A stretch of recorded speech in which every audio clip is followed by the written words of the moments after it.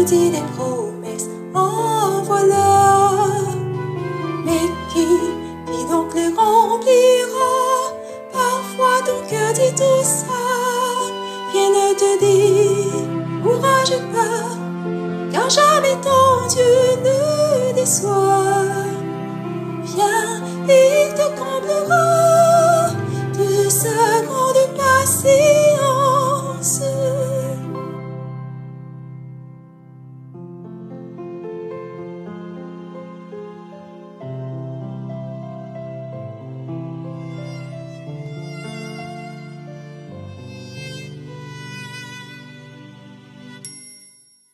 Parfois, la vie te déçoit, tu dis préjugé, vous voilà. Mais qui donc m'acceptera? Parfois ton cœur dit tout ça. Viens ne te décourage pas, car jamais ton Dieu ne déçoit. Viens, il te comblera de sa grande patience.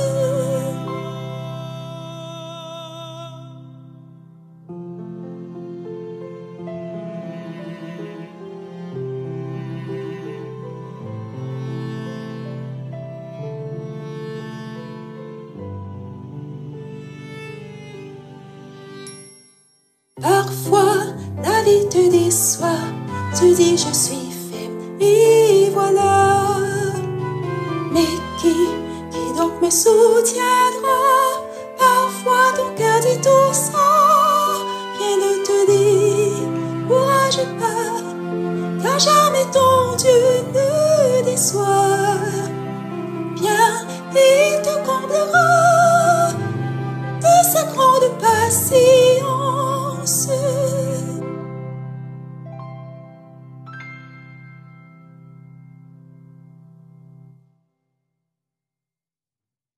Bonjour les enfants, bon sabbat.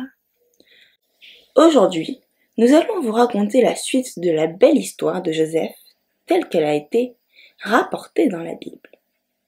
Nous en étions restés au moment où Joseph se trouvait en prison, après avoir interprété les rêves de l'échanson et du boulanger du pharaon d'Égypte. Joseph avait donc dit à l'échanson que dans 3 jours, il serait rétabli dans sa fonction auprès du pharaon, et il avait prédit au boulanger qu'il serait exécuté dans 3 jours. Comme Joseph l'avait prédit, 3 jours plus tard, le pharaon fêta son anniversaire et fit un grand festin. Il fit alors appeler l'échanson et le boulanger qui étaient en prison.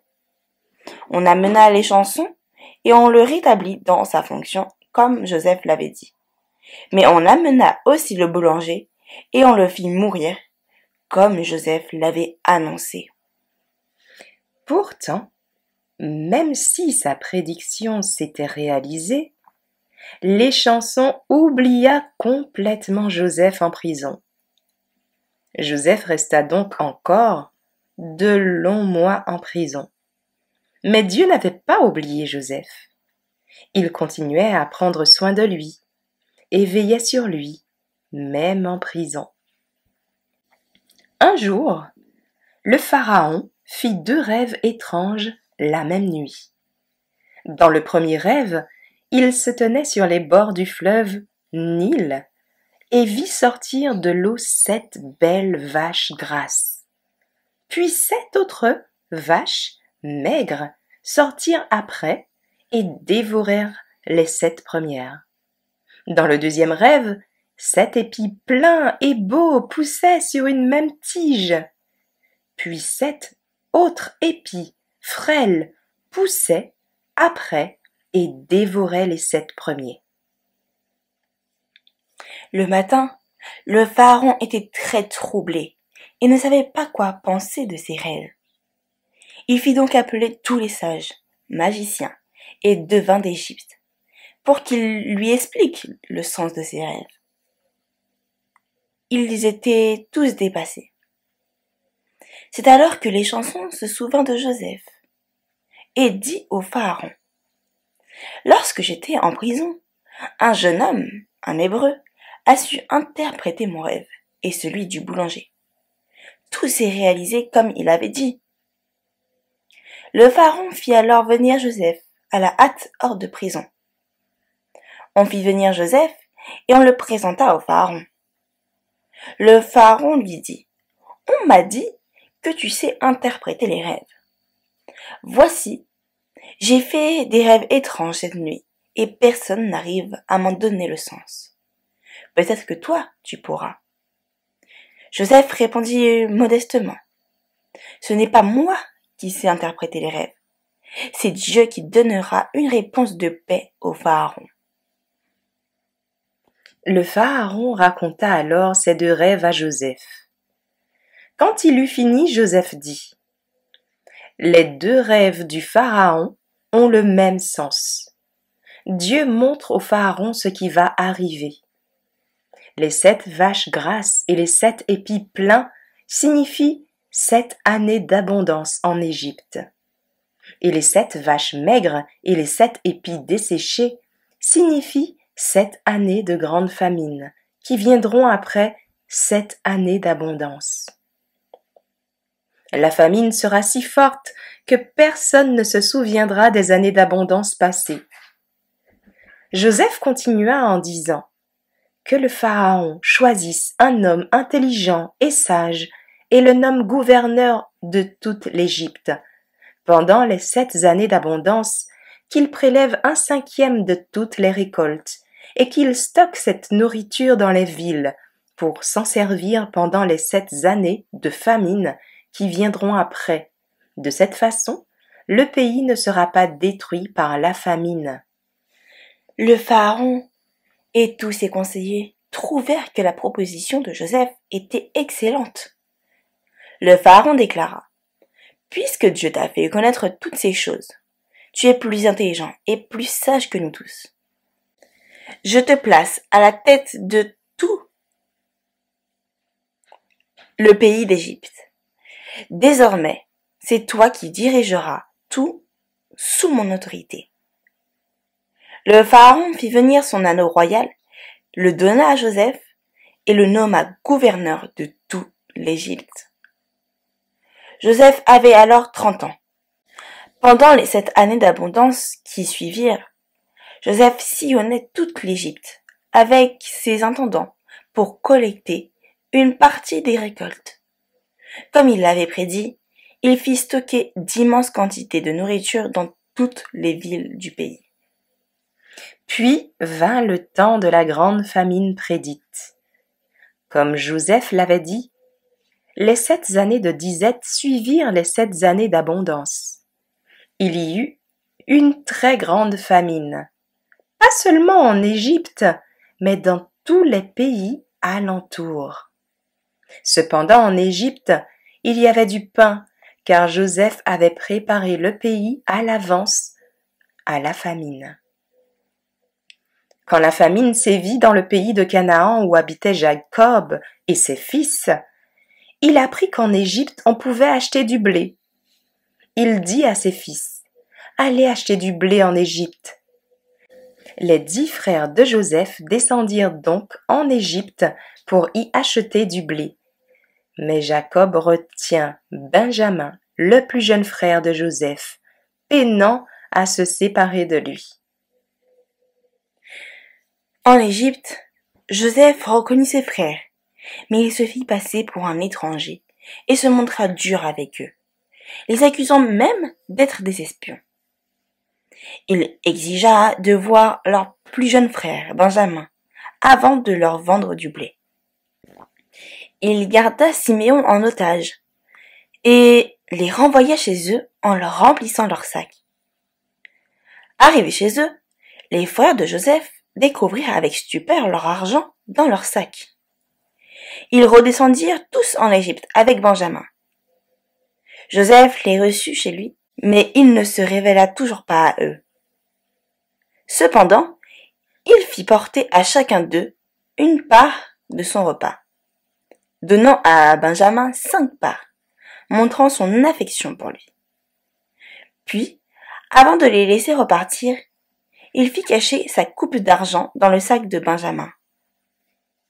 Quand son intendant les rattrapa en l'accusant de vol, ils furent prêts à se faire esclaves pour sauver Benjamin, montrant leur amour pour leur jeune frère. Alors, Joseph ne put plus se retenir et dit enfin à ses frères qui il était. Il se jeta dans les bras de Benjamin en pleurant et pardonna à ses frères le mal qu'ils avaient autrefois fait. Joseph invita toute sa famille à venir en Égypte, où il pourrait les nourrir pendant la famine. Ses frères retournèrent chez Jacob leur père et lui annoncèrent la merveilleuse nouvelle. Jacob et toute sa famille partirent alors pour l'Égypte où ils furent réunis avec Joseph. Grâce à sa sagesse, sa foi en Dieu, sa grande bonté, Joseph sauva toute sa famille et même tout le pays d'Égypte pendant les 7 années de famine. L'histoire de Joseph montre comment Dieu peut bénir, favoriser ceux qui ont confiance même dans les épreuves les plus difficiles. Quand on a la foi, on peut voir se réaliser de grandes merveilles. L'histoire de Joseph est chargée d'espoir, de réconfort. Retenez ce verset à mémoriser, les enfants, qui se trouve en Jacques, le chapitre 1, les versets 3 et 4. Sachant que l'épreuve de votre foi produit la patience, mais il faut que la patience accomplisse parfaitement son œuvre afin que vous soyez parfaits et accomplis sans faillir en rien. L'histoire de Joseph est remplie d'épreuves, mais elle démontre aussi la grande patience dont il a fait preuve tout au long de sa vie. Après avoir été vendu comme esclave par ses frères, puis emprisonné injustement, Joseph aurait pu sombrer dans le découragement et la colère. Pourtant, il n'a rien fait sous le coup de la passion ou de la vengeance. Lui, qui avait le don de prédire l'avenir, il est resté concentré sur Dieu et sa volonté. Même lorsque les chansons l'oublient en prison, après qu'il lui ait permis de retrouver sa place auprès du pharaon, Joseph ne se lamente pas sur son sort. Il continue à servir Dieu et à être attentif aux autres détenus. Quand il est enfin amené devant le pharaon, Joseph ne se glorifie pas, mais rend honneur à Dieu qui seul peut interpréter les rêves.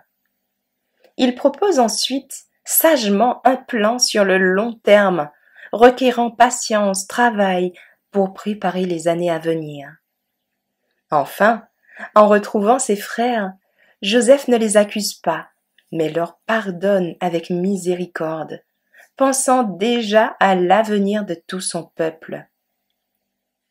Cette capacité à endurer les épreuves avec dignité, à se tourner résolument vers l'avenir, est le témoignage d'une patience exceptionnelle venant de Dieu. Joseph demeure un modèle pour tous ceux qui traversent des temps difficiles en gardant leur foi en Dieu. Répétons ce verset à mémoriser ensemble, les enfants.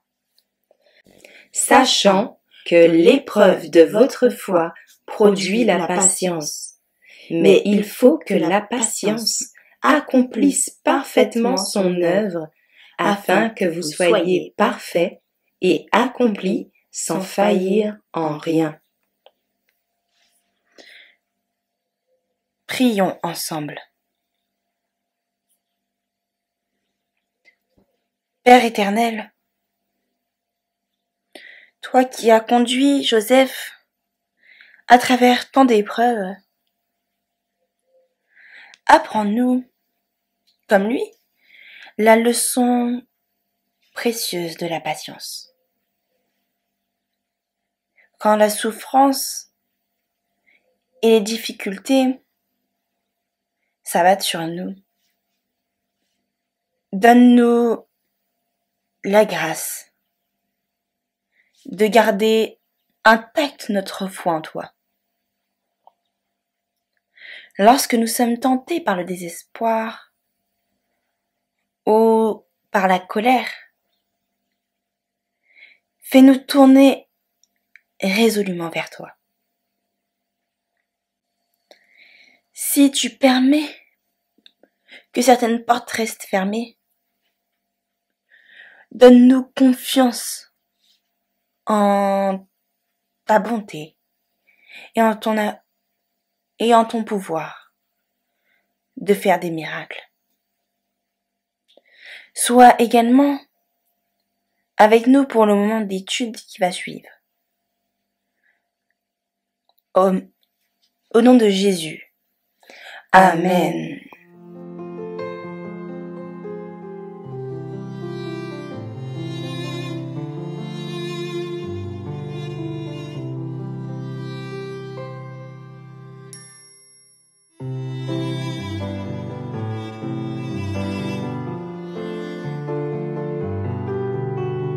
Parfois, la vie te déçoit, tu dis des promesses, en voilà. Mais qui donc les remplira? Parfois ton cœur dit tout ça. Rien ne te dit, courage pas, car jamais ton Dieu ne déçoit. Viens, il te comblera de sa grande patience.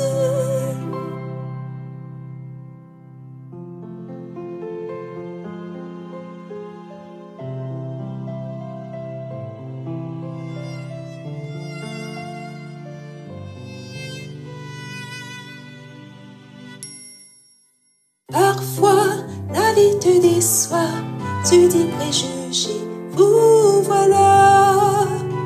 Mais qui donc m'acceptera? Parfois ton cœur dit tout ça. Rien ne te dit, courage pas, car jamais ton Dieu ne déçoit.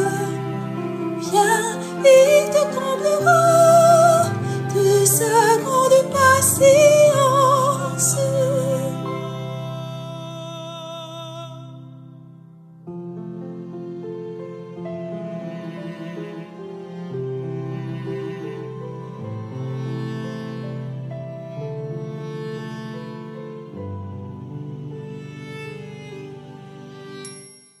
Parfois, la vie te déçoit, tu dis je suis faible, et voilà. Mais qui donc me soutiendra?